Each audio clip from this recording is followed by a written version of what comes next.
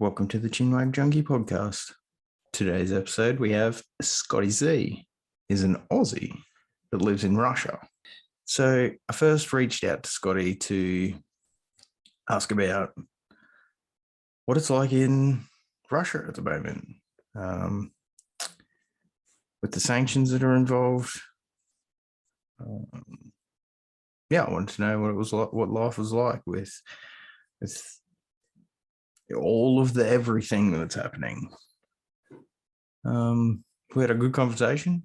He came out of left field with a couple of things wasn't prepared for.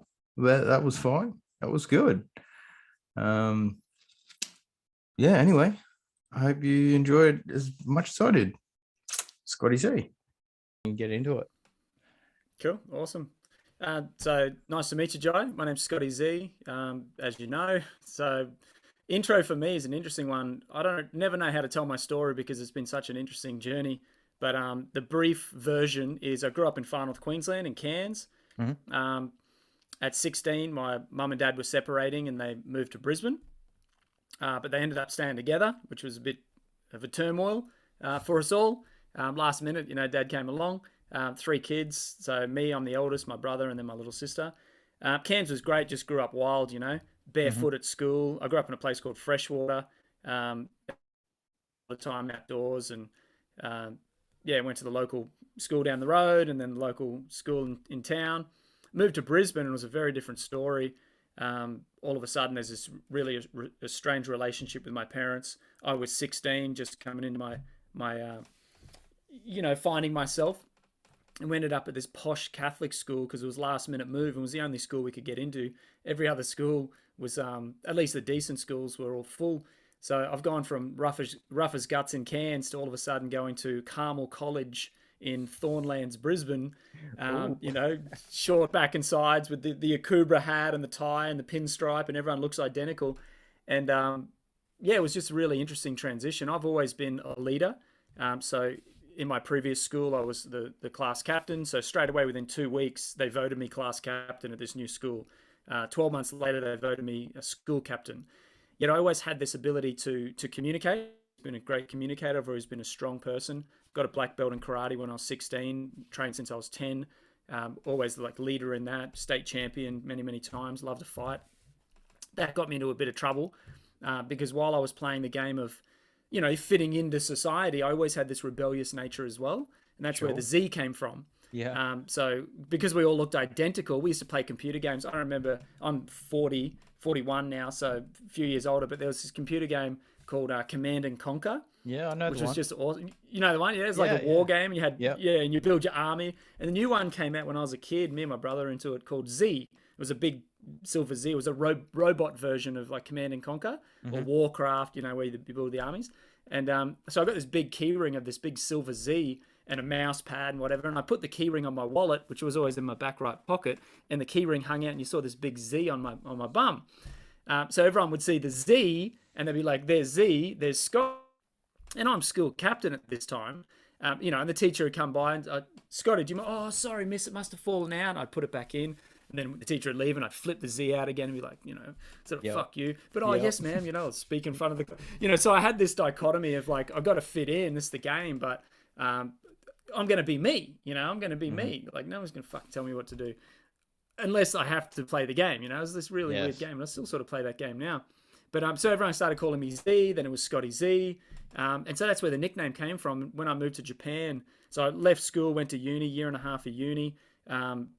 But my school formal actually got in a massive fucking punch up with all of these like kids grade older than me, because we had the footy jocks. And I didn't fit in with the footy jocks. And then we had another group at school called the Animals. I called them the Animals anyway, because they were just like this mix mash bunch of everyone that wasn't a jock. Yeah. Okay. And I sort of like just floated around and just like sort of did my own thing. But the hated me because they couldn't push me around. And at school, you couldn't start anything. But at my school formal, I got jumped by 5 guys and ended up in this like massive fucking blue. I got really busted up. And I just went on a rampage after that. Left school, that was the school formal, went to uni. And I was studying biotechnology and microbiology. Had no idea what I wanted to do, but I love science and I was very intelligent. So I got into uni, I was studying science. But I just started getting drunk and going to all these parties, and just started getting in fights and getting in fights and getting in fights. And then a mate of mine introduced me into, we call it carring. I don't know what they call creeping. I think the young kids call it now, where you go around the streets and you like unlock car doors, and you take the small change and the sunnies and whatever was in the car. Some poor tradies' tools. I was 17, 18 at the time, and yeah, we did that for about a year. I was in so much pain. I didn't know who I was. Me and my dad. The summer before that, I got in a fight with my dad, punch up. He was drunk, punched me. I snapped and broke his jaw and just fucked him up. And so me and my dad had a really bad relationship from there. It was a bit weird. And then after that, it was like no relationship with my father. My mum and dad really didn't have much of a relationship either. At home, they were sort of living together but not together, and it was all fucking weird. Mm-hmm. And I was just trying to find myself. And I tried to find myself at the... Hey? Sorry for cutting you off, but that's a common thing from huge, from our generation all the way through. I see it now. I'm in a classroom with much younger people than us, and they say the same things. Like the people I'm working with, not so much. They know what they've got an idea of what they want to do, but they're brothers and sisters, friends have no idea. They've just got this shitty ass job at, fucking name your fast food restaurant, and they have no idea what they're going to do, who they are, what they want to be. No ambition to make themselves better at all, even scared to start at the bottom again. Some of them are managers and that sort of thing, and they think that's the end of life. Like, I told you my story. I've started again. This is my third go at it in a completely different field. Like it, and it just seems like people are scared to do that. People are terrified to do that. There's been a systematic destruction of the male psyche. For sure. Men are the strong. We're stronger than women in the outward world. Women are stronger in the internal world. They're more emotionally, strong. They're emotionally unstable. We're just like emotionally bereft. We won't even fucking go there a lot of times. But women are strong in the home. Men are strong in the world. So what the globalists, the Satan worshippers who are trying to control us all have done is slowly broken down the male psyche so that we're weakened. We don't know who we are because we're not asked the question of who we are. Traditional cultures have a rite of passage. Right, like a coming of age, where the young men were taken out. In Aboriginal culture in Australia, we call it walkabout, and they had their walkabout where they were guided and supported to figure out who they were, so they would come back to the community and know, this is who I am, this is what I bring, now I can be a benefit to society. We don't have that. We've lost that. Our rite of passage is having sex at 16 or getting drunk at 13 or, getting in a fucking fight or whatever it is. We're so destroyed. Our culture has been destroyed. When you destroy the male, the man is the center of the family. That destroys the family. And now the families have been destroyed. There's an old axiom in China. If the individual is strong, the family is strong. If the family is strong, the state is strong. If the state is strong, the nation is strong. The whole thing has been broken down. And that's why we see the problems we have with the world today is the individual has been broken down. Therefore, the state, the nation has been broken down, right? We're totally destroyed culturally. Societally, economically, there's going to be a massive crash coming because they've broken us down individually. So when I was a young guy, I was so broken. My father was broken. His father was broken before him, slowly getting broken down. But through that age, and I'll finish this piece of 17, 18, going out, getting in fights, breaking into cars, yada yada, I eventually got caught, as you do. Yeah, as you do. Got more daring, needed the thrill, got caught very violently. A guy came out of a house who were trying to break into his car and smashed my mate over the head with a metal pole, and all of a sudden I'm fighting him with a fucking screwdriver, and a car chased through the back streets, caught us in a cul-de-sac, dead-end street. Got out swinging, whatever. Police came, 16 criminal convictions. It took 15 months to go through the judicial system. I've been to court way too many times. Finally got to a district court. I got sentenced. But during that, I started doing community service. We got a lawyer and then a barrister. My parents were really supportive, thankfully. And I was a good kid, I just made some mistakes. Started doing community service, even applied to go to the army. I was like, what am I going to do? I had no idea. I was 18 at this time. What am I going to do? Uni sucked. It's like, this is bullshit. I don't want to be there. I started working. I was in sales, making some money. I was like, oh, this doesn't really make me happy either. I didn't know who I was, but because I was faced with the possibility that I was going to go to jail, and I knew that wasn't me. That was against who I was. I was a good person, but I was just fucking angry, and I didn't know I didn't have any guidance. I didn't have anyone around me.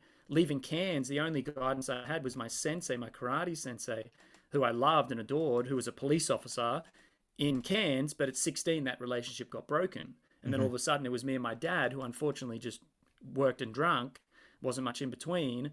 And then all of a sudden I'm trying to figure myself out, potentially going to jail. Finally, 15 later, get sentenced, and we got a non-recorded conviction of the 16 convictions. One of them was an assault conviction, and what was it? 12 months. What was it? The bail thing, like bond, where we can't. Oh yeah, if you do it again within 12 months, I can't probation. 20 something. Probation. That's it. And then 150 hours community service. So, but unfortunately, the guy who caught us 15 months before, he had it out that I was trying to put his car audio shop out of business. Turns out he had a car audio shop. That's why we're trying to steal the shit from his car. Deeper story than that. But he thought that I was part of some crime syndicate trying to put him out of business. When he jumped out of the car swinging, I also put him on his ass. So he didn't like that either. And he came after me straight after the sentencing. He didn't like that I didn't go to jail, and he tried to kill me. Came to my house, like drive past, smashed my car up. Then he threatened to kill my 10-year-old sister. Me and my dad confronted him at his car audio shop. He's in Brisbane. And we got him on tape. He's like threatening to kill me. We put a restraining order on him, went to the police, put a police restraining order.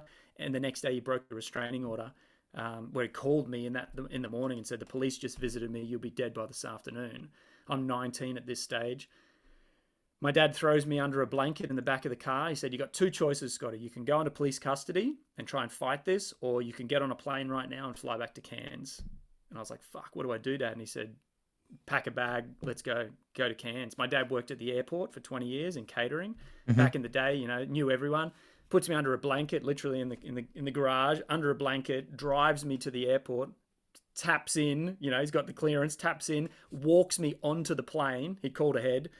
Knows the hostesses and the pilot, puts me on the plane. Can't do that now. Puts me on the plane. I fly to Cairns, and it was on that day, the 21st of June 2001, that my whole world just changed. So that was 21 years ago now. My whole world changed. I arrived in Cairns. My auntie and uncle picked me up. I said, look, can I borrow your car? I just need to get out of here for a little bit. I drove up to there's a mountain now in the center of Cairns called Mount Whitfield. There's a track that used to be a bush track. Now it's like a paved track and walkers every day. But back in the day, it was a bush track. Climbed up that. You look out over Cairns, and I just fucking cried for 2 hours, bro. I just cried, and I didn't know who I was. I was like, fucking what the fuck just happened to my life? I now have, it was only a week earlier. I just got 16 criminal convictions. Now this dude's fucking trying to kill me, kill my sister. I've threatened to kill my sister.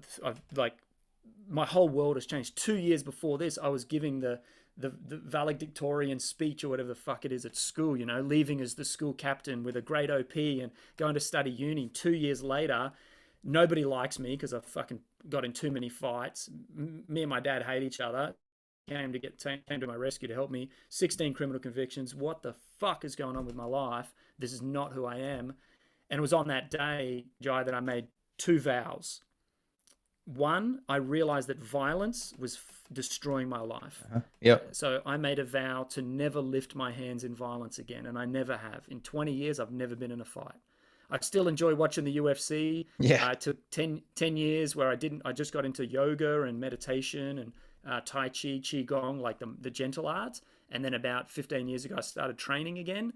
But I don't train actively now. I can't handle the young jock vibe, like I want to kill you energy, because it brings something out of me that I want to kill them too. Push back. So I try. I've got that animal in me, like it wants to fight. But I just do my best to find constructive ways. But I've never been in a fight. I've never been in a punch up, which I'm very, very proud of. It's the violence inside I'm still trying to deal with. And then the second is I realized my life was so fucked up because I was doing what everyone else wanted me to do. I was being the person that they wanted me to be. Like I said, fitting in at school, but having my little like Z on the back, like the little fuck you. It's my piece of freedom. and then going to uni because that's what you do, getting the good job because that's what you do, like being this person because that's what you do. And I realized I was doing what they wanted to do and I wasn't doing what I wanted to do. And I said to my 19-year-old self at the top of that mountain, like, what do I want to do? And I said, I want to be happy. At the end of the day, I want to be happy. I'm 19. I'm like, I want to be happy. And I was like, well, what the fuck does that mean? And I said to myself, well, what if I do all of the things that I've always wanted to do? Maybe that'll make me happy. I said, what do I want to do? I want to travel the world. I want to jump out of aeroplanes and go rafting and scuba. I'm a 19-year-old young guy. Like, I want to just shag lots of chicks and have a great time and do all this stuff. And I was like, that's going to make me happy. I was like, fuck yeah, let's go. So I got down from the mountain, went to sleep, woke up the next morning, and I declared to my auntie and uncle, and we were very close. They didn't have, I called them like my second mum and dad. Yeah. They like sort of raised me. So I declared to them at the breakfast table, I remember it clearly today, like this vision that I'm going to be happy. And my uncle's like, why don't you sit down and have breakfast first? I was like, okay. So I sat down and had breakfast. And he said, I did a scuba diving course a couple of months ago. Why don't you go and do scuba diving and start there? And I was like, yeah, okay, no problems. He gave me the card. I made a phone call. I was booked in for a couple of days' time. And all of a sudden I was doing my open water and advanced scuba diving ticket. Long story short, I fell in love with scuba diving. I was on the back of the boat doing the open water dives. I think we'd done 4 or 5 dives and having a few beers at the end of the day, over 2 days, 4 dive. And watching this dive instructor with his long hair flirting with the French girl and with the Swedish girl, and then there was the German girl, and they all loved the dive instructor. And here's this like pimply faced Aussie guy just like getting drunk watching this guy, like, this guy's fucking living the life, man. So I decided to become a dive instructor. So for the next 2 years, I became a scuba dive instructor on the Great Barrier Reef up in Cairns. And I just went scuba diving every day and partying every night and shagged all the girls from all around the world. And just started partying, bro. Just started having a good time. And Yeah, that set me up. nice. 2 years later, I moved to Japan. I realized everyone speaks a second language. I want to learn a second language. I love Japanese culture. Karate was a big part of my life. My family had a lot of Japanese homestay students. They were big back in the day in Cairns. Direct flights every day from Japan. So we had homestay students. They sort of pay you, help with money and whatever. So I always had Japanese influence, a lot of Japanese tourists. I was like, Japanese are great. I'm going to move to Japan. I want to learn an Asian language and a European language. Now I'm learning Russian. Yeah. Right. So it's like, I always wanted to do that. So I moved to Japan. I lived there for a year and a half and worked in bars and partied my ass off and just started living it, bro. And then I came back to Australia. I became a sea kayaking guide first for a rafting company on Fitzroy Island, and then a whitewater rafting guide for the next 2.5 years. So I just lived on the river and rafted every day. And whole time I was just in this really deep period of self-discovery, because not only did I start scuba diving, but about 6 months into that I went to my first like personal development course. And this guy taught us about meditation. And he's like, if you do this every day for 20 minutes you'll be happy. And I was watching this guy on stage, a couple of hundred people. I'm like, man, I want to be happy. I'm going to do this, and I got into it and I started meditating. I got that book, Autobiography of a Yogi. I don't know if you can see it. Not really, yeah. But I know the one you're talking about. Yeah. This is the original. This is the first personal development book I ever read. It's that thick, bro. Like it's, and it's he introduced yoga to the West. He took yoga to Paramahansa Yogananda took yoga to America, and I read this book when I was 20, and I was like, everything that this guy's saying is true. And he's telling you like life, and he's sharing the story of the yogi. So I was like obsessed, bro. So even though I was scuba diving and partying and drinking and this and that, I was meditating. And I meditated every day for many, many years, because I was like, I'm going to be happy. I'm going to be happy. I'm going to be happy. And that's been my journey, bro. And so that was my 20s. And then I moved to California. I had a television show idea. So I spent 12 months in Cali pitching this TV show called Walkabout, taking at-risk teenagers into nature across America on this biodiesel bus. This is in 2007. I reckon I know what you're talking about. Yeah, I never made it. So I pitched it around and I developed it, and I got a producer, and we got an exec producer who had the cash to fund it. And at the last minute I pulled out. And then I got into the What'd you pull out for? World. I took LSD in the Muppets Theater in San Francisco. Terrible idea. On Halloween. Terrible a friend idea. of mine, who owns a company called Positive Adventures. He worked with teenagers. I was working with him, doing nature stuff. Yeah, and he slipped LSD in my mouth as the dead Steve Irwin, who passed away 12 months earlier. And I was like going to be the new Steve Irwin. So I was a nature-based Aussie guy, big personality. but not I was working with kids in adventure sports, because by this stage I could guide or participate. I was telling them about being happy. I became a skydiver, so I did my A license in skydiving and Nice. sailing and mountain bike guiding, and I just did it all, like around the place. But yeah, in Cali, I eventually took LSD in the Muppets Theatre like 2 weeks before I was going to sign a contract with this exec producer, he was the one that did The Amazing Race. He's from New Zealand, loved the Aussie thing. I had a demo reel and all this. Like, yeah, you're great. And I pulled out, man. Before that, I got introduced to the thought leader space. There's stories on stories, man. My life's been really convoluted, but then I got into the whole thought leader, and I followed this guy, Roger Hamilton. I moved to Bali after that. I lived in Singapore, then I moved to Bali. I spent 5 years in Bali, working around this thought leader space, conscious entrepreneurship, and just this scene of like people getting on stage and speaking and teaching and helping. Because I realized, like, I just want to help people, man. I started figuring myself out in my early 20s, and I realized how fucked up this world is, and how, and I watched Zeitgeist, and then went down the massive rabbit hole of the control mechanism. And I just realized, like, how we're being led down the garden path, mate. We're very sick. And I was figuring myself out, and I'm a natural teacher. I've always been a teacher, whether it was from karate or scuba diving or rafting or whatever. I'm a teacher. So I wanted to help people and teach people. That's a TV show. But then I saw this thought leader thing where you get on stage and you can help people that way. So I moved down that direction. In the last 14 years, I've been in that space. A lot in sales and marketing, behind the scenes, helping other thought leaders. The first 7 years was that, just being the supporter of other people. And in 2015, I moved back from Canada. I met a girl in Bali, traveled across India, and then ended up in Canada, lived there for 9 months. Winter froze me, moved back to Australia, and then I launched my own online coaching business. And that's what I've been doing for the last 7 years. I teach people online. It started with self-love. It's a lot of personal development, but now I do marketing and sales for leaders. So I help people who have a voice to be able to do the marketing and sales to share their message and create a business that serves people. And I like that. I love that professionally. But I sell them what they want, which is they want to make money, and I give them what they need, which they have to grow. You need to develop yourself. Sure. They think you can just make money by just getting on the internet. No, it's fucking hard. Yeah. You have to grow into the person that people want to be led by. And so I sell them, again, what they need. They need marketing and sales, but you have to develop into the person to deliver the marketing and sales. And that's really my jam. And then just helping people awaken and believe in themselves. Yeah, nice. Like, again, my journey of 20 years, man. So my whole thing is I just follow my heart. Perfect. That's brilliant. I've lived in a dozen countries around the world. This is my second language: Japanese, Indonesian, and now Russian. I love culture, love people, and I just have fun, bro. I just do my thing. I let go. I'm doing my best to let go of fear. I let go of the idea of fear controlling me, but there's still remnants of it. It's like a mycelium network inside our consciousness and our being. Yeah. It's hard to root out because it's everywhere. Fear is everywhere.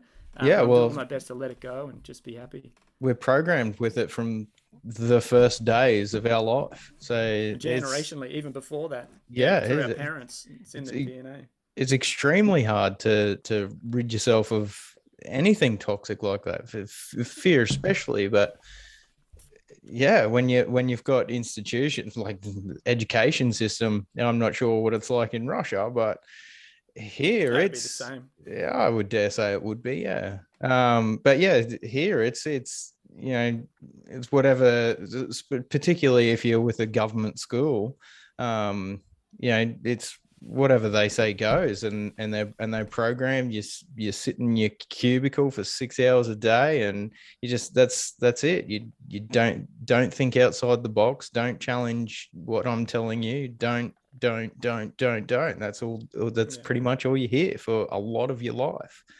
So it's really no wonder that people are scared. They don't. It's cliched, but they don't think for themselves. They don't.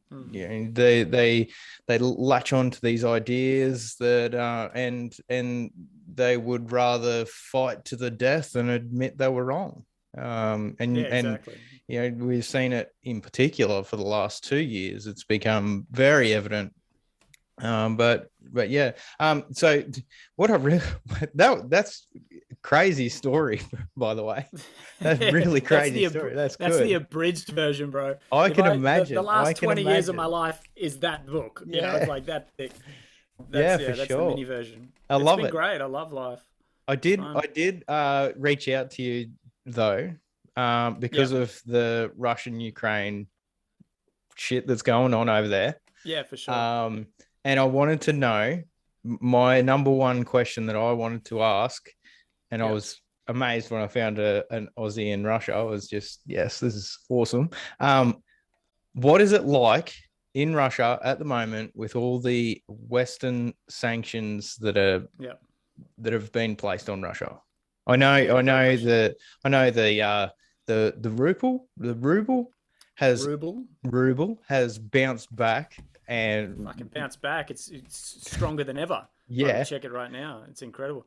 Yeah, bro. I'm happy to talk much about that. to Western leaders' dismay, I would imagine. Oh, of course. Um, but We're yeah, going Biden. We're going to cripple their economy. Yeah, fucking right. Look at your economy, mate. oh yes, well, it's not just Dude, it's theirs. I mean, everywhere in the West at the moment, we're experiencing pretty out of control inflation here in Australia, and up yeah, until not too many months ago, I'm talking really recently, uh, it was being denied that it was ever it was an issue. You know, I follow some Austrian economics type minds on social media and that sort of thing, and they were saying, and they're mostly Americanized. I'm not going to lie about that. It's kind of mm, tricky to find popular sort of people here in Australia. They do exist. Don't get me wrong, they do exist and they do a great job, but it's very Americanized. But you know, for the West at least, what America does, the rest follows. oh, for If sure. America's going into shit with inflation, you can pretty much guarantee that the rest are going to follow. Yeah, Like it or not, it's just the way it is. And 2020 sort of thing, a lot of people were calling that America's going to be facing massive inflation, probably some sort of recession, if not a depression.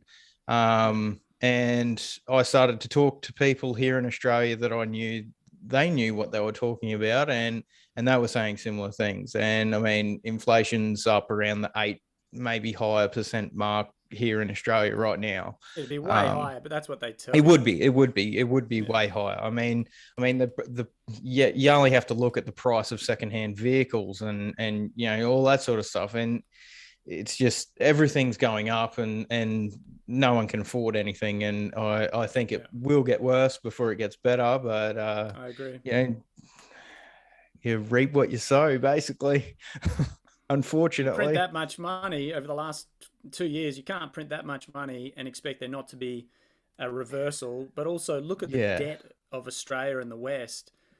Like the So whole thing, the whole country is debt. The whole yes, economy is yes. debt. So this is something that I've talked to a few people. On my last podcast, I had Jared Rennick, and he's got a background in finance and all this sort of stuff. And I asked him about it, and Queensland's in $100 billion debt. Just Queensland. Just You Queensland, know, crazy.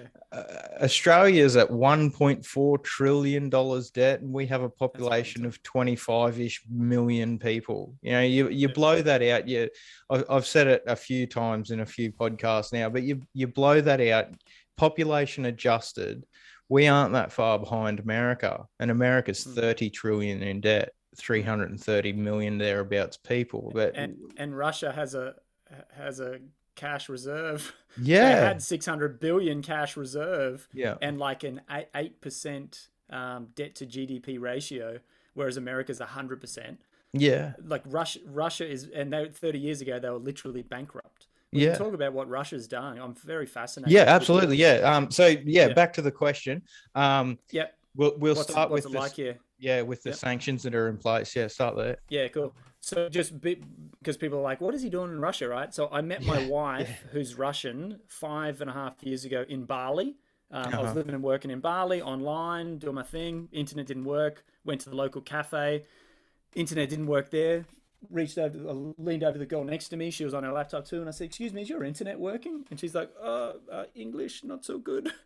Turned out to be my wife, right? Years later. So Beautiful. internet wasn't great. I was on Google Translate. I was like, "Yeah, is your internet working?" "Yeah, cool, mine is." Da da da. And it would work for half an hour, then not work, and we'd chat a little bit. And 5 hours we connected there and fell in love. Yeah, very quickly. Blah blah blah, and moved to Russia. I moved to Russia December 2017. Our son was born April 2018. So within 6 months of being together, we were like, let's have a child, let's do this thing. Yep. We were both a bit older. We'd been around, we knew what we wanted. And my wife wanted to have our son in Russia. So I lived in St. Petersburg for 10 months, but my visa was very difficult. So I had to keep moving. I was in like 8 countries the year that my son was born, which is just mental. Because I had to keep going, Airbnbs, bro, and it was just a crazy time. And yeah, our son was born. We moved back to Australia. We lived for 2.5 years. And then 12 months ago in April, so 12 months now, we moved back to Russia after everything that was going on in Australia with the vaccine push. We could see they were going to close the borders to the unvaccinated. I am proudly unvaccinated, and I'll never get their poison. And we were never going to do that. So we said, fuck, let's get out of Australia before they shut the doors, and let's come back to Russia. So I'd already lived here. Yep. I love culture, as you can tell. Like, living in different countries is easy. So I was like, yeah, let's go to Russia. So here we are, 12 months. Now, in terms of living here, in terms of living in Russia, Yep. look, it's really quite easy. Nothing's really changed in terms of life. Like, life is normal. There is definitely inflation here as well as the rest of the world. Our inflation is immediately, like, I was just looking at the chart, right? We talked about the ruble bouncing back. Yep. So like that's, I don't know if you can see that. You could put it up for your listeners. Yeah, I will. Yeah. There we go. This is a video podcast. You can see the massive dip there. So this is the ruble versus the Aussie, but the massive dip there is it lost half its strength. Like, this is a 3-month chart. Yeah. And now it's come back. It's stronger than it was. It's, it's gone up. What is it at the moment? It's not showing there, but it's like 12%. I've got my airplane mode on. It's gone up 12% from where it was 3 months ago. So we had this massive crash, a lot of uncertainty. There's some big companies here, like a big hardware store from Germany actually shut its doors. Yeah. So 800 companies closed their doors. 800 companies. Yep. But some of them closed the doors just because, like this German company, Obi, it's a big hardware store. It's like Bunnings, massive, all across Russia. But they closed the doors because of the massive fluctuations, drop and then massive fluctuations. The doing business was just so difficult. They just reopened last week. Yeah, okay. Right, which is great because now the ruble's not only stable but strengthening again. It makes sense to do business here. Yeah. But other companies like IKEA, unfortunately, there was a big IKEA here, and IKEA is great, man. They sell everything, and it's really great quality. They shut, so that was a bit of a burden for us. McDonald's shut, thankfully. They can fuck off. Don't really want them around here. Yeah, I don't know anyone that actually does like that food. Like, it's and if they do, they're not hanging out with us. Yeah, no. So there's a few, and there are 800 companies, a lot of online companies, a lot of other companies that wouldn't affect me. They may affect other industries. But in terms of like day to day on the ground, not much of a difference. Definitely inflation, 10 to 30% on food. So our food prices are up. Now, for us living here, like you can see, this is sort of one of the rooms in my house. I live in a beautiful home. We have plenty of money, especially in Russia, because I'm translating from Aussie or US or Euro into rubles. So it was stronger. Now it's maybe not as much. But we're fine. Like, we don't notice it at all. My wife tells me that definitely people on the ground are noticing a pinch. Yeah. The price of goods went up, right? So Putin has been doing things like increasing the pension. So he's giving more pension.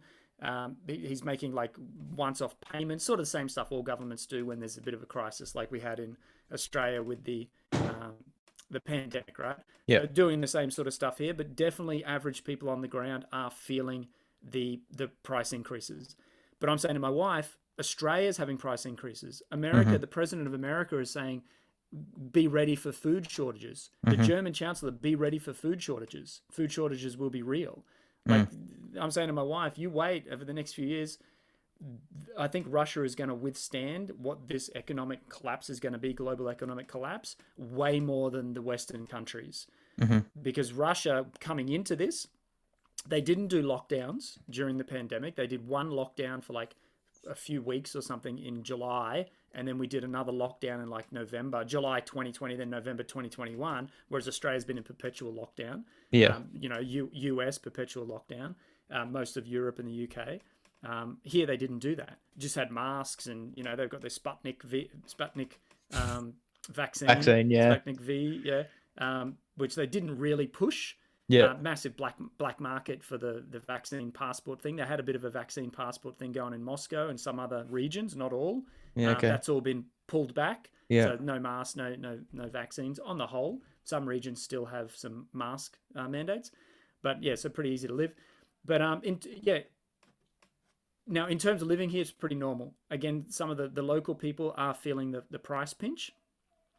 The Ukraine-Russia conflict, I've seen a rallying of support here in Russia, where there's massive patriots in Russia, from what I can see. The polls are showing that Putin his approval rating has gone to 83%, was the last poll. His approval rating was already sitting at 60%, which was very high. Yeah. Huge. And now it was at, a few weeks ago, whenever I saw it, 83%. But in the youth populations, that's say 18 to 28 or 30, whatever, that youth population, it's way lower. It could be around 30% or whatever it was.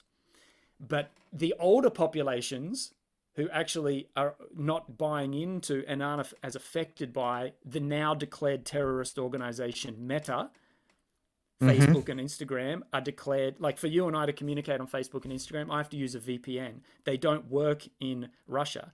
Russia blocked Facebook and Instagram, declaring them a terrorist organization after Facebook, because Facebook, and I agree with Russia. Facebook allowed in their policy hate and calling for killings against Putin and Russian people. I made a post about this when this came out. It's on my page. You can scroll back and find it.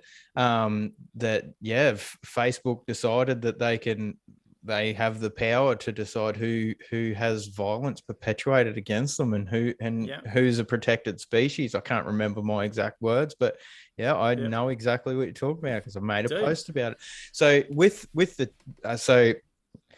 the way we got told, we as in Australians, Russia's collapsing and it's all also all of that, yeah. but the Facebook Instagram thing specifically was that basically Putin doesn't want real information, misinformation, all that, all the same lingo, and he's flexing his muscle and he has stifled free speech even more so in Russia. So that's how it got sold to us as in Australia. So now, one thing with Putin though is I agree with him, because we know that the controlled narrative is very real, and that the media corporations, including the tech media and all the mainstream media, are all controlled. Yes. Right? They're all saying the same thing. Like anyone with eyes to see realizes that there's massive amounts of manipulated media. Now, the polling here of Putin's approval rating and what's going on with the military operation in Ukraine, the younger people are more influenced by social media and by the West. For sure. Very much so. Yeah. Whereas the older people they're most likely taking more information from what you would call state media here in Russia. And no doubt they have their own propaganda arms, way weaker than the propaganda arms of the West. I mean, propaganda arm of the West is fucking Hollywood, man. Yeah. Like they are masters at manipulation and lie. It's Hollywood versus, what they have here in Russia. But I would still say they're not saints here. They would have their own propaganda arms. But what's happening is Putin is now saying, okay, all of these young people are being influenced by this woke agenda and by the empire of lies, which is what he openly declared the American. It's not American, it's the deep state that controls America. I love American people, right? I lived there, I love the people. It's not the people. And it's not even necessarily like the The faces face of of. government. Yeah. It's like the deep state, Mm. as we call it, right? Yeah. That are inside of UK and Europe and Australia and America and all of them, right? And Putin, in my eyes, is pushing back against them and saying, look, your WEF, World Economic Forum bullshit can go away. We Hmm. don't want to have that in our country. Your woke agenda, where kids now can choose their own gender and they're being taught at 5 years old that if you want to be a little boy, you can be a little boy or a little girl, you can choose. And we'll pay at 12 years old so you can have a sex change. Like this fucking bullshit, crazy stuff that's going on. DeSantis of Florida is pushing back against it too. Hmm. Putin is pushing back against that and saying, look, then everyone's like, oh, they gay phobic in Russia. It's like, no, Putin says it himself, and I'm here. If you want to be gay, be gay. Two girls in the city the other day were holding hands walking down the street. No problems. If you want to be gay, no problems. But don't push your gay agenda inside our media, inside our schools, to try and teach people what is alternative, not native, not natural, because it's not natural. How did you get here? A man and a woman, not a man and a man. How did life come here? A man and a woman. You got to have that. That's natural. That's the normal and the Christian values here. Very strong Christian values, very traditional values. Now, whatever your take is on Christianity, I'm not a Christian. You want to be Christian, but it's very traditional, Hmm. right? It's masculine and feminine. It's man and a woman coming together. So he's pushing back against all of that, the Disney propaganda that's all been coming Hmm. out, Yep. right? Which I love. So he's taking a stand, and people would say, "Oh, he's like they said in the West. Oh, he's trying to censor the real information coming from the West. Is it real, or is it Hmm. politicized, manipulated, an agenda to try and fuck with people's heads so you don't even know who you are? Like we said before about the men, we don't know who we are, so we're weak. Yeah. People don't even know what gender they are anymore. Yeah. Imagine how weak you'd be. So I love what he's doing. He's pushing them out. He's saying, go away. Let us do our thing. The ruble's bouncing back stronger than ever. And I reckon with all of the collapse that's going to happen in the West, people are going to want to come to Russia because Russia will withstand this global financial collapse. Putin's strong. We have an internal economy that is strong. And look what he's done. He's found new buyers for oil and gas. Yeah, Russia and that's a India and other places. that must have upset the Americans quite a bit, trading outside the petrodollar. Oh, for Um, sure. but I mean, I'm not an economist or foreign expert by any means, but I could see that coming. I was just thinking, like, there's a map that shows what they mean by the rest of the world as opposed to Russia, and it's in yellow, and it's like Canada, America, Australia, Japan, I think EU. is on there, EU, Japan's in it. Yeah. parts of the EU, and then the rest of the Yeah. world is in grey. Yeah. And Exactly. that sort of came out really early on when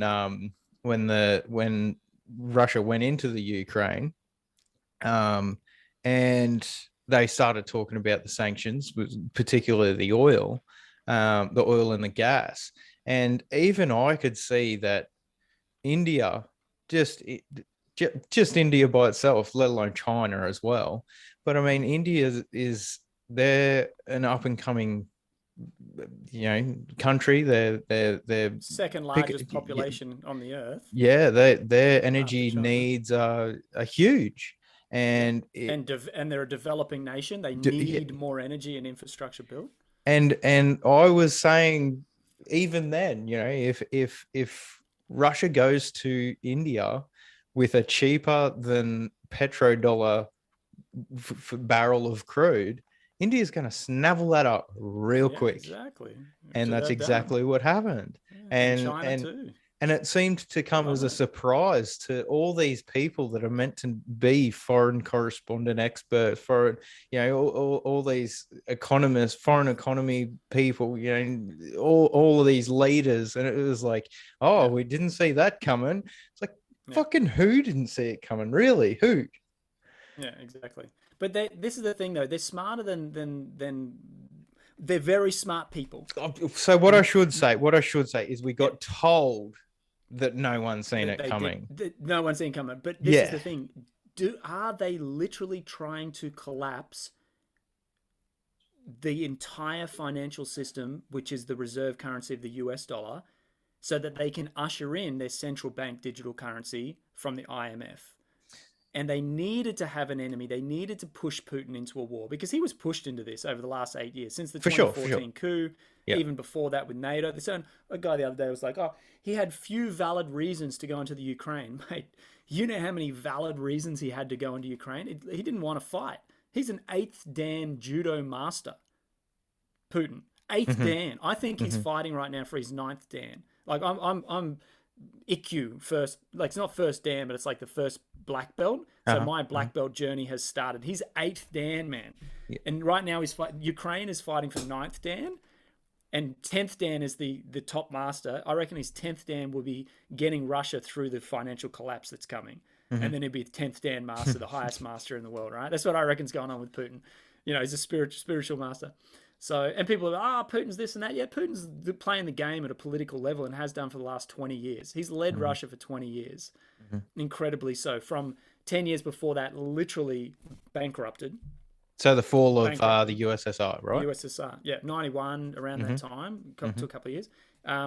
He was already in there, and then 9 years later, boom, he's elected. He was prime minister, and then he was elected president in 2000. Yeah, and then he's effectively had 4 years where he stepped back as the prime minister, and then he's straight away re-elected. He's been democratically re-elected because look what he's done for the country.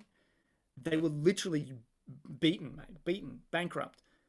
26 million people found themselves outside of the borders of Russia with all of this massive international debt. Russia has paid off the debt of Ukraine, of these Baltic states. Putin has built this economy. He's paid them off, paid out all their debts, got out of debt for Russia, built a $600 billion coffer.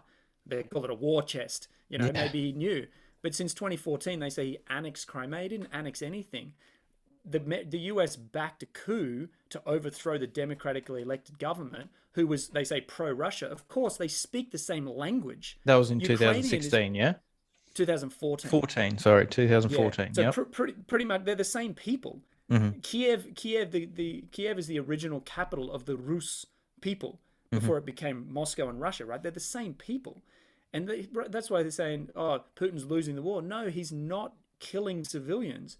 If you want to kill people, do what England did to Germany in World War II, where they were doing aerial bombing of cities. If you want to win a war, go and bomb cities. He's not bombing people.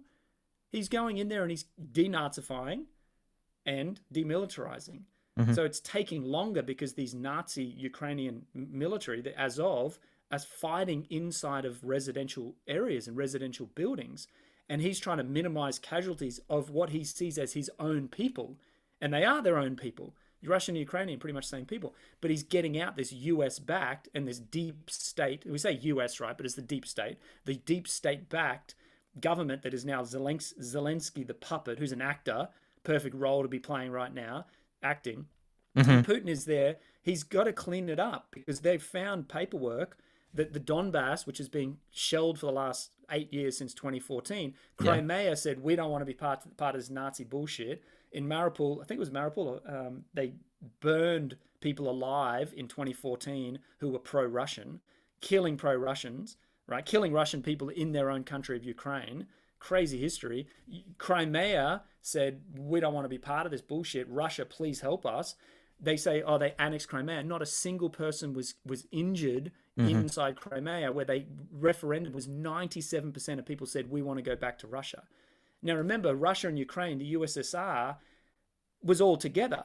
They were together. Even before that, the Ukraine was part of the Russian Empire before the 1917 Bolshevik Revolution. It's always been united. But then after 1991, they all broke off, right? All the republics broke off, including Ukraine. But it's always been one people. So Crimea said, we don't want to be part of this Nazi bullshit US-backed coup. Please help us. 97% of people said we want to be part of Russia. Donbass said the same, the Donbass region. Yeah. They said the same thing, but Russia didn't, for some reason, take them back. They've been supporting them. 13,000 people have been killed. Not military people, like civilian, some military, of course, but civilian people, because the Ukrainian military has been bombing their own people because it's still part of Ukraine. And they signed the Minsk agreements to say that they would give them their own autonomy, that they can vote, and they would stop shelling. Signed them in 2014. Nothing's happened. Or was that 26? Maybe that was the 2016 Minsk agreements. the Ukrainians haven't done anything. They haven't supported the Minsk agreements. They've gone against their word of the agreements, and now Russia has just found documents inside of the Ukrainian military, now that they've taken that area, to show in March they were about to do a massive offensive. Ukraine was going to do a massive offensive in the Donbass to finally crush the resistance of the DPR, they call it, DPR and LPR, of the Donetsk and Luhansk People's Republics. Mm-hmm. They're going to crush them. So I think Putin knew, so on February 24th, I think they went in, February 24th, he's had to go in, otherwise 2 weeks later, Ukraine was going to do a massive offensive and crush the resistance of these people who are fighting for their freedom. So he had to. His hand was played. And the biolabs that they found, were they going to release the second wave of their pandemic from Ukraine and blame it on Russia? First one you blame on China, the Wuhan lab, which was funded by Fauci and his boys. Yeah. Which we if you dive deep enough, you can see that was funded. The Wuhan, blame it on China virus. And now the next one, was it going to be, because obviously right now COVID's gone, the hysteria around COVID's gone, we need the next thing. Well, let me hold you up on there. It's gone in most countries. Australia's hanging on pretty tight to that one because they don't have the new wave. Were they going to release a new wave out of the biolabs in Ukraine and blame it on Russia? That get flaunted by Putin, so now they've got to revamp the new Omicron or Moricron or whatever the fucking variant is, because they didn't have the new wave. So we've been pumped full of Flurona now. That's the new one. Yeah. There you go. So they're holding on to a dying breed you wouldn't believe. Anastasia Palaszczuk, the Premier of Queensland, I think she updates her Facebook page every 15 minutes on the vaccination status of the state. It's the only thing that she talks about is the vaccine status of the state. Did she get voted in again? Oh, you wouldn't believe it. Yes, she did. Massively so. There was a swing towards her. I thought, this is something else that I've talked to a few other politicians that I've had on the show. I thought she was done. I thought the damage was done. I thought people were, seeing through the bullshit, basically. Yeah. But Senator Rennick said, when you have a politician getting up on doing a morning briefing every single day and declaring what they're going to give to the people, and how good that all the people that have done the right thing are doing for the state, and propaganda works. It really works. Yes. I used to, early on, I was just like, this is fucking insane. How can people be this, I don't want to call it stupid, but how can people not see this for what it really is? And, propaganda works. I don't blame people for, I see people driving along by themselves wearing a mask now. Wearing a mask. Oh, it's mental. And it is mental. It is mental, but I feel empathy for that person now. It's not a, what the fuck are you doing? It's a, you poor bastard. Poor bugger. Yeah. For sure. The catch with Australia is we're too damn spoilt. We're wealthy as anything. Yes. Mate, there's a perfect, and my wife used to laugh at me because I'd be like, look at Australia. The road is fucking perfect. And they're ripping it up and putting a new road. It's like they have to spend money. Every curb has to be perfect. Everything's perfect, mate. You got the 2 cars and the boat and the big house and the massive debt. Who cares? We've got everything we need. People don't want to lose that level of comfort. So they'll just go along.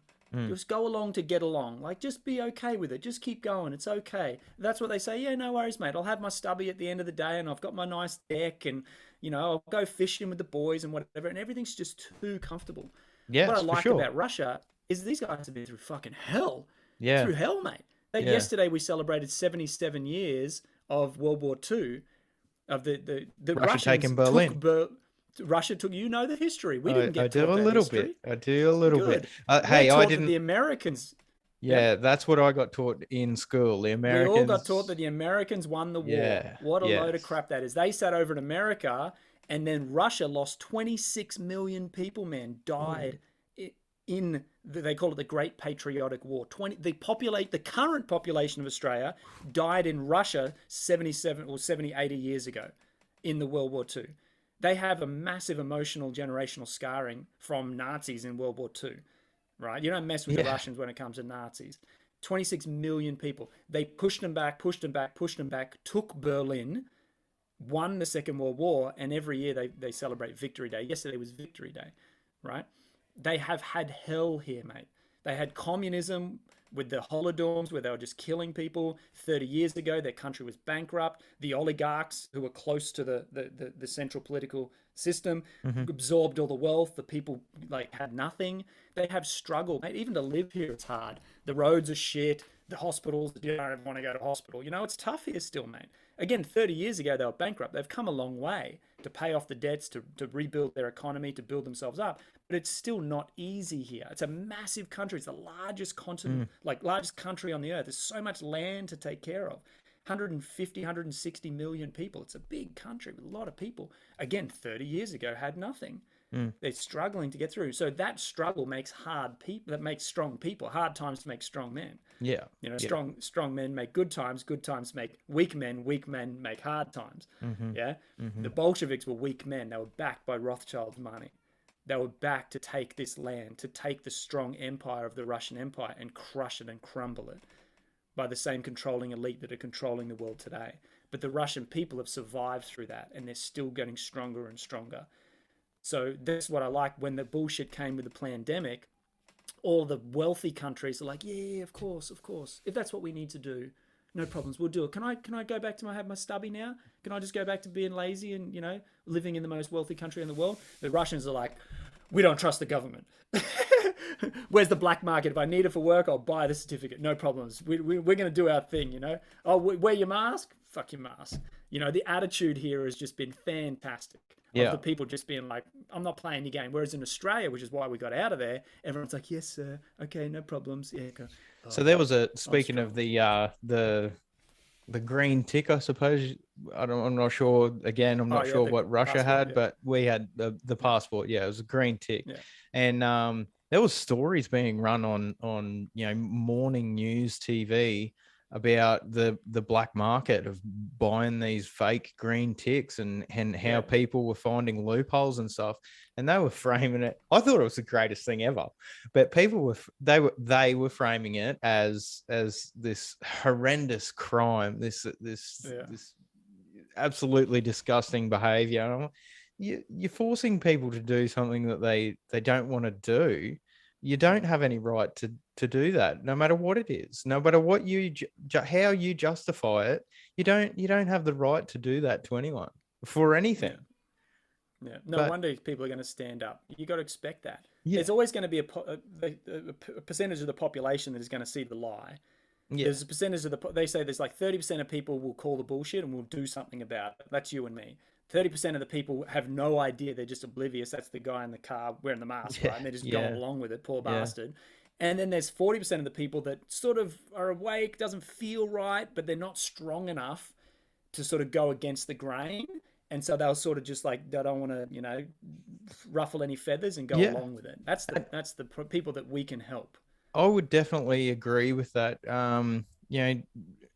We were just talking about Anastasia Palaszczuk updating her Facebook feed every 5 minutes about the vaccination status. And when the vaccine first came out and there was no coercive there was no mandates. There was none of that. It was just, yay, we've got it here. Come and get it. I think Queensland stalled at about 13%, somewhere like that. 13%, 20%, maybe. Right. And then the mandates started to come in. No one could go to work, and it really leveled up. Like the fear porn that was coming out of the TV and all through social media and whatnot. Like I use a VPN and I don't see any of that stuff. But I know it was there. I was getting photos, screenshots and whatnot from friends and people were sending me stuff, and I also do follow all the politicians in Australia. So Right. I go onto their site and see what bloody sort of bullshit they're trying to tell us, and have a look around, and yeah, it was all there. They really leveled it up to try and Yeah. drive the vaccine, and like, I'm very much, if you wanted to do that, if you thought you were at risk, if you just wanted it, you know, Yeah, man. you Jump off you the bridge you if you want do, to yeah, jump. Just exactly, don't pull you me do with you. you. Exactly, that's exactly right. And Yeah. that's what I said from the start, and I still say it today.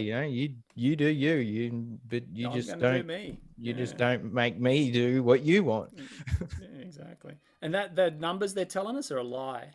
For sure. They're inflating the numbers so that the people like us, like, wow, we really are the minority. Oh, let's give up hope.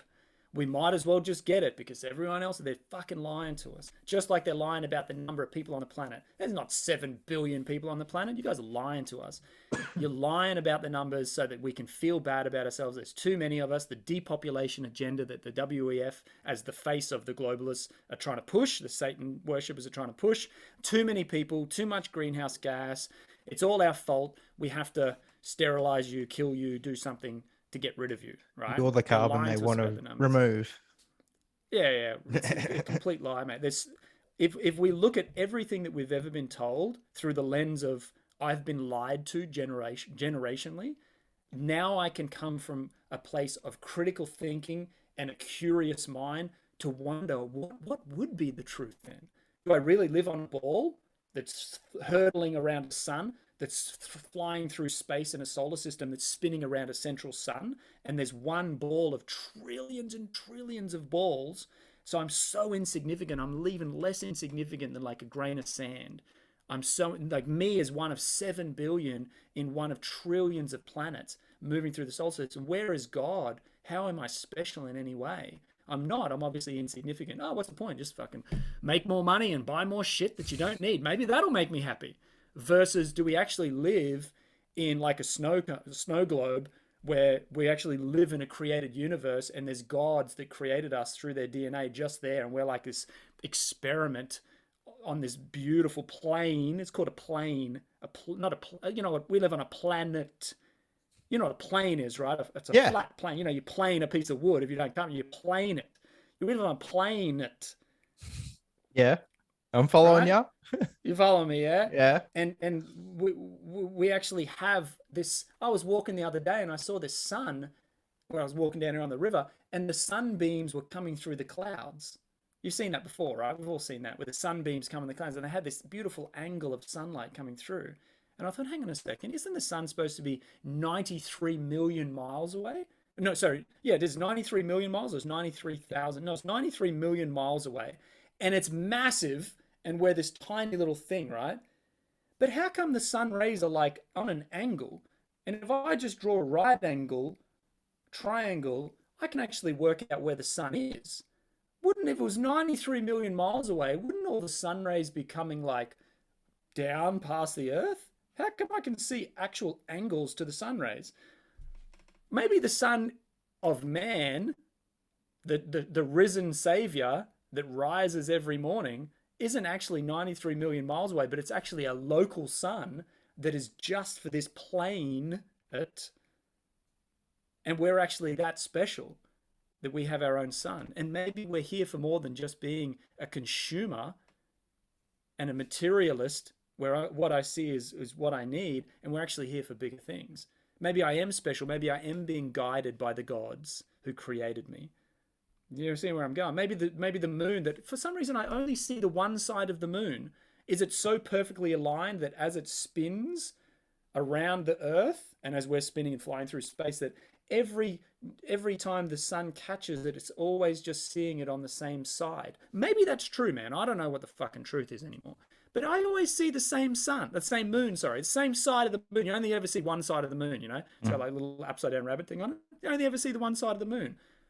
Could it be that the moon is actually not just a ball spinning and it's actually its own source of light? Another question, how come the same stars, we've been seeing the same stars for thousands of years, they've documented these same star systems with all of the spinning and the moving in the galaxy and all of this stuff that's going on in the whole fucking universe that we're told by NASA. How come it's the same stars forever? How come this? Did man go to the moon in 1962 or 1961, wherever it was? We landed on the moon, remember? 69. Yeah, well, whatever it was. In the 60s, we landed on the moon. We've never been back to the moon. We never landed on the moon again. Oh, because the technology was destroyed. That's what they say. That's what NASA says. The technology was destroyed, and it's too expensive to remake the technology to go to the moon. You're fucking lying to us, mate. You've never been to the moon. Look, I definitely find that very squirrely. If I went to the moon, if I drive to Perth, I'm going to keep that car. I'm going to keep all the technology in that car. I'll be proud of that car. Yeah, exactly, mate. Oh, I got destroyed. What a load of crap. Yeah, so mate, when they can't go to the moon now, but they're going to Mars. Why don't you just swing past the moon on your way to Mars and just go and check it out and see if the flag's still there? There was waving on the moon. That was NASA. That was Stanley Kubrick who created that in a Hollywood theater, in a production studio, right? Mm-hmm. NASA, the same people that are telling us the globe is round, they're the only people that are really giving us that evidence. We've been lied to, bro. We've been lied to generationally about every single thing that is happening, that who we are, who we actually are. And more to the point, I don't want to focus on all of the lies. I want to then let go of all of the lies and come back to myself and say, well, if I really am special, if I really am being guided by the gods and I'm in this snow cone experience, like we're in a petri dish of an experience, and maybe it is good versus evil. It's the demons versus the angels, the devil versus God or gods, right? Maybe it is this binary chess game that we're sent here to play. You and I signed up to be on the good team. High five. Yeah. Boom. And then, yeah, bro. And then we got these people out there that are signed up to be on the dark team, on the dark side, right? The Jedi versus the Sith. And we're just playing this like crazy game. And then we check out, our life ends like a computer game, and we go back up into heaven, or you go back into hell, where you go and regroup with your allies and you figure out the next move, and then you come back into the new incarnation. But they're trying to trick us through their media manipulation to think that we just should be mindless consumers instead of actually fighting the good fight. It's like a propaganda game against the gods who they're playing this global chess game against, right? And we're actually pieces in the chess game. You and I are knights. There's some kings up there. There's some pawns. We're in this global chess game. Maybe this whole thing is just a fucking game, bro. So when I let go of their manipulation, their propaganda, their fear-mongering to make me small and actually come back to my center and be like, cool, what am I capable of? If I'm a knight in the army of God, or the gods, and not this old man white on the throne, the actual creators of who I am, maybe if I'm part of this army, what the fuck am I capable of? What can I create? What tools are at my disposal? That's what I'm excited about. I agree with all of the last part. All of the middle, like I have no idea. I don't know either. I'm thinking about it though. And also, I don't really care if we've been to the moon, right? I know it's a big question, but at the end of the day, I'm looking to better my life, better my wife's life, better my kids' life. And for sure, that to me is what a masculine man is meant to be doing. Agreed. Making my kids' life better than mine was. And I don't mean better as in comfortable, as in lazy, as in, all of the basically the Western comfortable sort of shit. I mean, having a good work ethic, being responsible for yourself, sticking up for your friends and family, these sorts of things. This is what about being happy? For sure, yes. Chasing the things that make you happy, and I don't mean the physical things as well, material things as well. Let's face it. Who's been unhappy on a fucking jet ski, right? Yeah, You know, You can be unhappy on a jet ski if you're an unhappy person. The jet ski for, won't make you happy. no, But for it can sure, be for fun. sure. But I mean, fun things make you happy as well. But I That's what I did in my 20s. yeah, That's sure. all I did on my journey, right? Adventure, right? Yeah. That jet ski might be part of the adventure, and I don't want to limit my kids to say don't go chasing material things. You'll just end up in a world of hurt.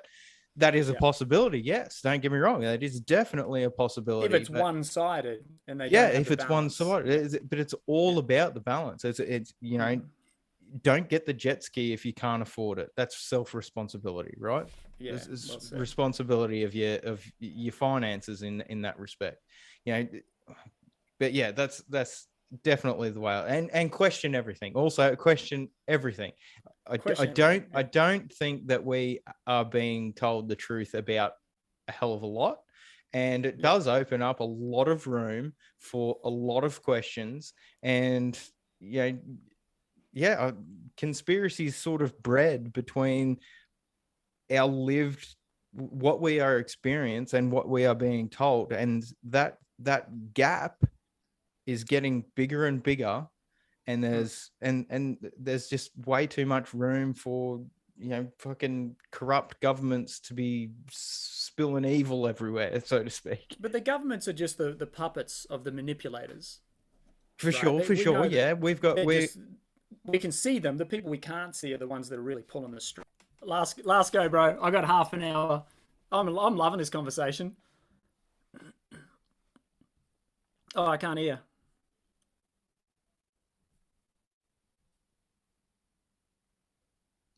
Oh yeah, gotcha. Yeah, excellent. Cool. So we'll wrap it up. I got half an hour max. Yeah, for sure. Really enjoying this conversation. Yeah, me too. You got a bit of editing. You got a bit of editing ahead of you. That'll be fine. I'll be able to stitch something together for sure. Totally. Where was I? I can't remember. I'm really sorry about that. Where we're at. Yeah, that's right. I was just about to say the piece you were saying about raising your kids and family and stuff. Sure. So, yeah. So here's my take. What if all of the manipulated scarcity in our world that forces us to have to focus so much on making money in order to buy the jet ski debt-free, right? Because most people these days, they can have the jet ski, but they're going to be in a lot of debt to have it. They can have the lovely house and the car, they're going to be in a lot of, most people, right? And I think that's by design. Don't get me wrong about that. Yeah. Yeah. So imagine if that we could get rid of, and the manipulated scarcity was not real, and in fact we live on a planet that is giving us resources, that we are so abundant that there isn't 7.7 billion people. In fact, there's a lot less of us, and we're naturally balanced to the point where the resources of the earth can support us in abundance, to live in abundance. And all we've got to do is shake off the controllers who are artificially manipulating the markets and all of us, shake them off so that we live in the abundance. I look at it this way. What do you need to survive? You need some of this one. Okay, plenty of that, no problems. I need some water, right? Okay, good. The shit falls from the sky. Literally. It literally falls from the sky. Okay, what else do I need? I need some food. It grows on trees, man. Food literally grows on trees. It jumps out of the ground. You leave the ground long enough and it just grows, right? It's not that hard, especially if you live in like very abundant places like we are here in Europe and Russia. It's just everywhere, man. You can eat everything. It's amazing. You go to the tropics in Asia, it's everywhere. You walk in the forest, there's food everywhere. It's just everywhere, food everywhere. And then shelter. What do you really need? These people have been surviving in -40 up here in Siberia for thousands of years without much technology. You can dig a hole, you can put some sticks together, you can live. So really, everything that we need is provided for, even in our modern era, where they're saying, oh, we're running out of gas, and gas and oil is from ancient dinosaurs. There's people saying now that the planet actually makes oil and makes natural gas. I've read this. I have read this. Exactly. In perpetuity. It's continuously making it. Not like it's a finite resource that, the dinosaur plants and animals from millions of years ago are eventually going to be used up. Like the planet is a renewable resource. It's actually producing it anew. And this CO2 emissions thing is a complete fucking lie by the agenda to control us all. So imagine if we could get, and we're talking about, what we want for our kids. I don't want my kids to grow up believing in the lies of NASA, in the lies of the manipulated education system, of the political system, of the media system, of even the lies of Fauci and trust the science. Mm-hmm. Mm-hmm. Yep. You tell me to trust the science, I'm going to be questioning the science because I know you're bullshit and I can see your lies. I'm going to be questioning it because you said to trust it. I'm going to instantly question it. So maybe I need to question all of that. And we can then move into a world with curiosity to say, well, if all of that is a lie, then what's real? And how can we truly live? That's, to me, happiness and abundance. You want a jet ski and you want happiness and you want all of these fun things. Shake off the control mechanisms, shake off the manipulated markets and finance systems, and let us get back to what's truly real. I want to work. You want to work. You talked about a work ethic. That's who we are as men. We want to create things. Women want to nurture and support family so we can get out there and do our thing and come home and the nest is nice and warm and beautiful. Let us do what we do rather than men having to put on the pants and, women having to put on the pants and go battle the world of men. So you need two incomes to support people. If they want to do that, great, but don't do it artificially. Yeah. Or men that are broken, that can't really live a meaningful existence because they're so stuck in the grind of having to feed the family that they're broken. Or you get to socialism, what Australia's turning into, and you don't even have to go to fucking work, it will pay anyway, as long as you line up and do what you're told. Yeah. Get rid of all of that and let our children move into a future of them being themselves naturally. Being nature again, men being men. I want to create, I want to work, I want to lift heavy things, I want to build something for the future of my family. Let us be naturally that again. Let women be naturally women. And now all of a sudden, and let the world produce, the earth produce what she needs to produce for us. Let the gods guide us in the direction that we want, that we're here to destined to go, and we want to go into a place of abundance and happiness. Let's get back to that, and then that'll be happiness. That'll be a beautiful life that we can all live. So what you're explaining is very much decentralization. In one word, decentralization. I believe. I've talked to that, because decentralization. For sure. It does go further than that. I'm saying go back to what's real, not go away from them. Just turn your back on them. If you say decentralization, that's true. It's because right now that's what we're in. But if we focus on moving away, that means we're keeping an eye on it. That's centralized and I'm decentralizing. I'm saying turn your back on it and just embrace life. Yeah, sure. And they'll just decay themselves. So rather than anything, embrace love, life, nature, abundance, what's truly real. The earth is providing for us. Let's focus on that future, because what you focus on is what you get, right? When you pay attention, that's what you're going to grow. You pay attention on the weeds, your weeds will grow, your fruit will grow, whatever you pay attention on. So sorry to catch on that. But no, that's fine. That's good. That's good. Want to be clear on the languaging and the direction and the focus. Yeah, that's good. I really like that, actually. I really do. Cool. So we will wrap it up though. I've had to start it again twice now, as you know. Yeah. Yeah. But the viewers won't know. We got cut out a couple of times, but we're here. We're rocking. Oh, they'll know. They'll know. Oh, cool. But I didn't forget. I knew I wouldn't. Well, I actually thought I would. But anyways, where can we find you? Your podcast. And to finish up, what's the one thing that you think we should be doing as an individual? Love it. So my name is quite unique, Scotty Ze, Scotty with a Y, Z-E, just one E, Scotty Z. If you just go to any platform, I'm most active on Facebook. You'll probably put links, but if you just search Scotty Z, you'll find my profile. I think it's facebook.com/ScottyZFB for Facebook. On Instagram, ScottyZ1, number 1. Story on that, but it's all good. So yeah, you'll find me there. YouTube, Scotty Z as well. So just fucking put his Scotty Z into one of your platforms that you follow, and you'll find me. Are you on VK? No, I'm not on VK. My wife says stay off it because the Russian government will be tracking my movements. Oh, right. And she said that's fantastic. I'll get off Russia, it then. Yeah, right. You said an Aussie in Russia will already raise red flags because we're an unfriendly nation. Oh, yes, we are. Yes, because Yeah. we're sending weapons to Ukraine, so we're an Yeah. unfriendly nation. So yeah, she said just stay away from VK. So I'm not on VK. Yeah. Okay. Fair enough. All right. Your Cool. podcast. Yeah, so podcast is coming out, Tribes United. Now, depending on when this gets launched, people can go to tribesunited.org, Yep. tribesunited.org. The vision of Tribes United is one I've had for 17, 18 years now. There's good people like us all over the world, little Mm-hmm. tribes. You got a tribe. Mm-hmm. If we were going to have a party, I'd say, hey, invite the tribe, invite your boys. I'll invite mine. Like, let's come together. Let's have a party. That's how we come together. So let's unite. Let's gather the tribes. Let's come together because there's strength in numbers. And your tribe and my tribe and our tribe and their tribe and these ripple on ripples can come together, and we can have enough of us that we can focus on creating what we want. Again, we don't have to fight these people. They want to fight us. They're trying to get us into a fight constantly in our minds, in our bodies, in our lives. Don't fight them. You asked the last point was what can we do as an individual? Mm-hmm. The vision of the Tribes United is gather with people that are like-minded and like-hearted like you.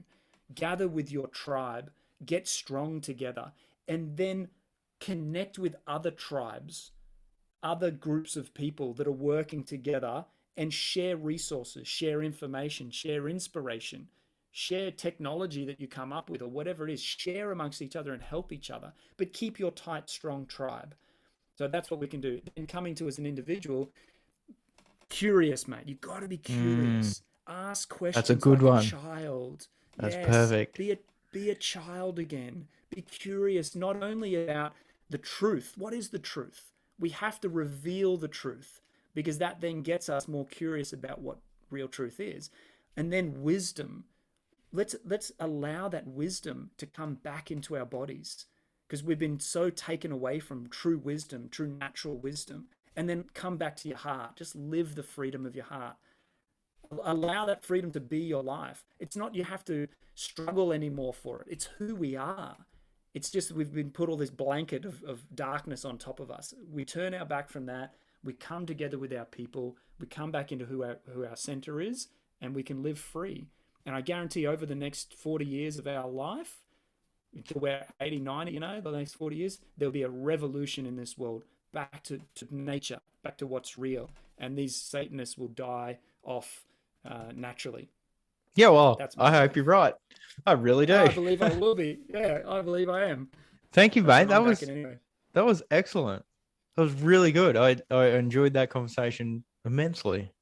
You have Yeah, bro. I had probably did a bit much talking, but no, it's it all was good. good. I like the ones where I don't have to communicate much. Makes me look Cool. better than I am. I would love to catch up with you again, continue conversation on God, a great many things now. Yeah. But yeah, thank you very much. I You're welcome. appreciate it. I'm going to let you go. Cool. And be well. You too, bro. And send me the link when it goes up, and I I'll will. share it out to my network. Yeah, I'd love to see. sure. So Yeah. yeah, I'll just get rid of